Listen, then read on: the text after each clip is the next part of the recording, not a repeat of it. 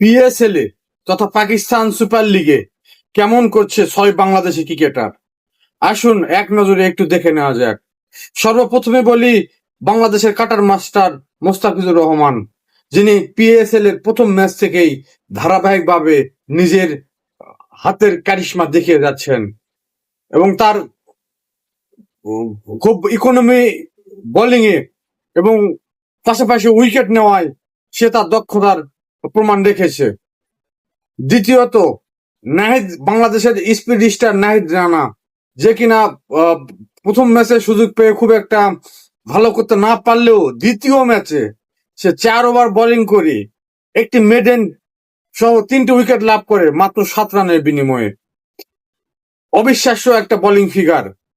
তারপরে আসেন রিশাদ হোসেনের কথায়, যে রিশাদ হোসেন একটু কিছুদিন আগেই বিগ ব্যাশে দারুণ পারফরমেন্স করে সে টুর্নামেন্টের সেরা খেতাব অর্জন করে, কিন্তু পিএসএল-এ সে এখনো নিজেকে মেলে ধরতে পারেনি।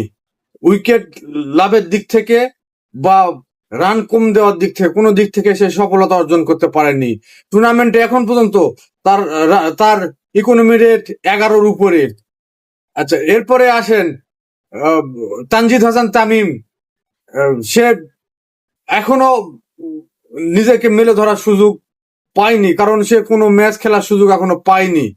এবং সর্বশেষ বলতে হয় পারভেজ হোসেন ইমনের কথা, যে প্রথম ম্যাচ খারাপ খেললেও পরবর্তীতে কিছু নান্দনিক ছক্কা হাঁকিয়ে এই টুর্নামেন্টের সেরা 5 জন ছক্কা হাঁকানো খেলোয়াড়ের তালিকায় স্থান করে নিয়েছে।